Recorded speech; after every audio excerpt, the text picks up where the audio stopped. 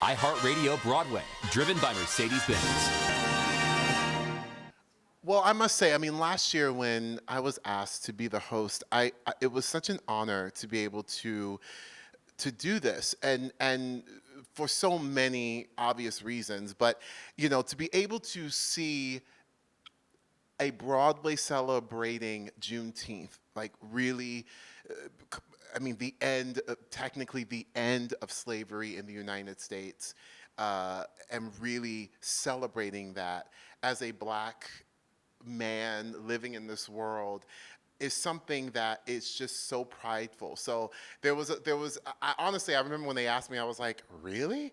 And there was not even, it wasn't even like a thought of like, oh, maybe I can't do that. It was like, yes, of course. Like, yes, I'm gonna do that. So to be able to do it again, it's just, it's such an honor. I loved my time last year at the Juneteenth celebration. I mean, the artists are insane. The musicians are insane. The crowd was just hyped up. And for me to be able to have gotten to experience that and kind of lead everyone through it, that was like a dream come true, truly. It was like a dream come true. It was like a big family reunion in Times Square. And that is what I'm excited about again. I'm like, well, okay, so we're all meeting again at the same place in Times Square. It's a family reunion, and everybody's welcome to come. It's just recent that, that Juneteenth has become a federal holiday, and that is really incredible to be able to celebrate that, especially given, what this country has gone through within the last few years, and this sort of racial uprooting, and the awareness of what it is. There are a lot of Black folks that, people of color who Juneteenth wasn't really taught. That specific date was not actually taught to a lot of people as well.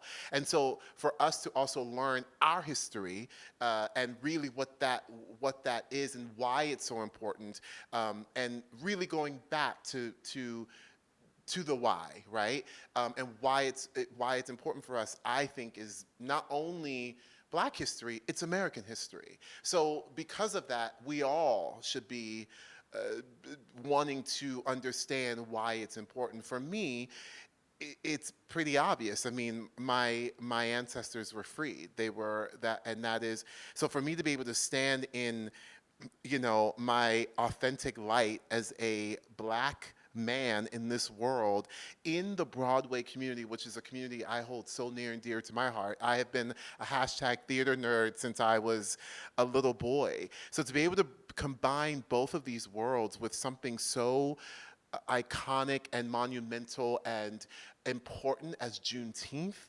is really, it really is like a dream come true for me personally. And to be able to just give my energy, I have a lot of, I'm not a very subtle person. I'm not a very shy person. I'm not a small person. So for me to put that energy into something like Juneteenth and to celebrate that, I'm like, I'm going full out, So that's an incredible, incredible honor.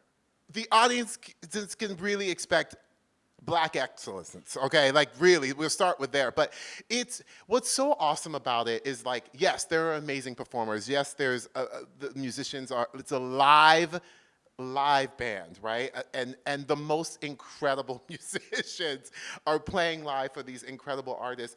But what's also been incredible are these kids that also get to partake, right? And what that must mean for them to be able to look up and see these amazing Broadway artists performing and people that look like them, right? Representation matters, and why that is. Representation matters. I think it's to be able to see the physical manifestation right in front of you is why it matters, right? And so for them to be able to experience that and for the audience to be able to see generations in front of them performing like that is just incredible. So you can expect to see the most amazing performances, literally jaw-dropping. Like there are moments, I probably lost count on one hand the amount of times my jaw was dropped at people's performances. I was like, what is going on in Duffy Square, in Times Square? And P.S., I would watch as people, I got to host, so I was, always looking out, what's going on out here, and seeing, happening. And literally from the streets, people were being pulled into the celebration because it was just that incredible. And you can expect to see that as you walk past Times Square. You come in and, join the Juneteenth celebration. Ooh, oh gosh. I think last year, there were so many, but there was a performance done. There was like a sneak peek of The Wiz last year. Melanie, was it Melanie Betts? Yes, the amazing Melanie Betts performed Believe in Yourself. And it was a little sneak peek at, The Wiz. That was before they had gone out on the tour, before they now are on Broadway.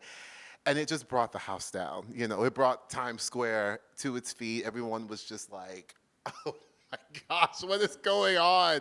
It was just such a beautiful, beautiful moment. And of course, getting to recognize Kenny Leon. I mean, he was our Juneteenth Legacy Award winner last year. He's a recipient.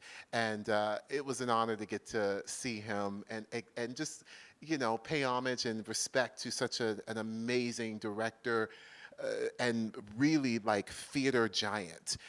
This year, our Legacy Award recipient is the legendary Felicia Rashad. So, that's literally everybody's mama. You know what I mean? Like, it's like the world's mama getting recognized. So I'm just so excited that we get to recognize all those before us and the legacy that they have on this community, and not just the Broadway community, but really the Black community as a whole, and everybody know who they are. Everybody know who they are.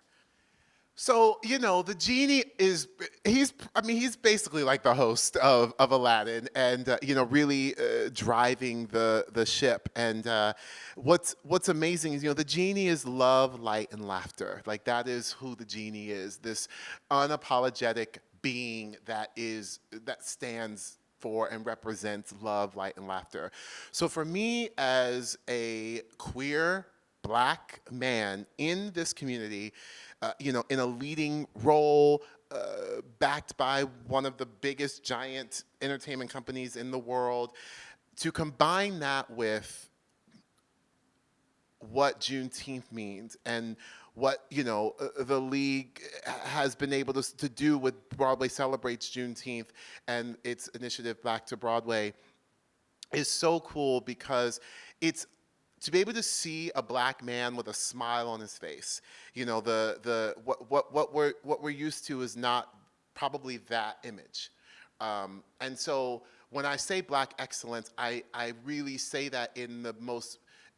It's not. I don't just say it just because it's like a term. I say it because I really believe it, and I believe that it is excellence. So to be able to see that and see, these beautiful shades of brown and all kinds of colors on that stage, with smiles, with passion, with just such pride, is an image that is very important that we see, and an image that I am so proud to be able to be a part of. And now in its 4th consecutive year doing this incredible concert means so much to not just the community, the Broadway community, but for the Black community. So you're combining a lot of very powerful things. And it's not just about us, but it's about those little ones as well, to be able to see what is possible.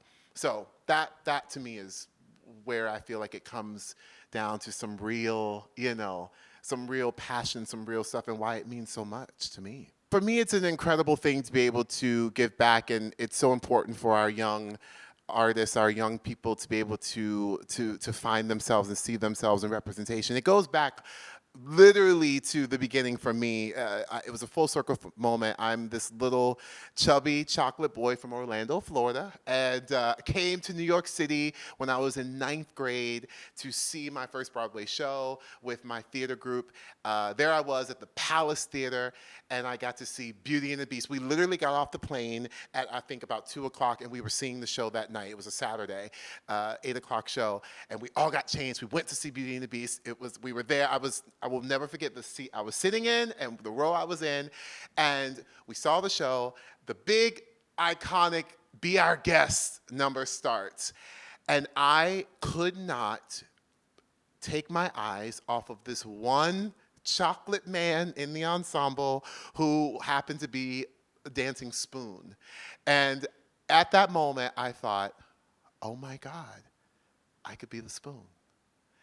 And it was that moment. So for me, the spoon represents literally anything. And that has taken me to the notion of what was possible and that anything is possible because I'm the dancing spoon today. I am literally the dancing spoon today. And I have been that one, in the ensemble and now leading a Broadway show. And so when I tell you representation matters, and for me, what Disney on Broadway has done for all these years with diversity, inclusivity on stage, I am the product of that. Literally the product of that.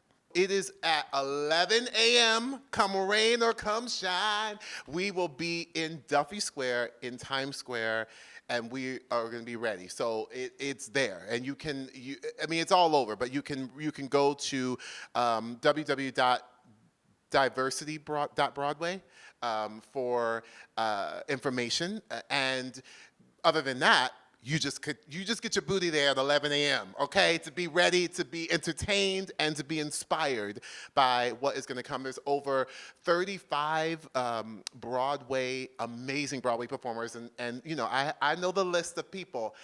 They're amazing. And over 17 Broadway shows represented, which is just incredible, right? So it's a big event. It really, I feel like it kicks off the summer. iHeartRadio Broadway, driven by Mercedes-Benz.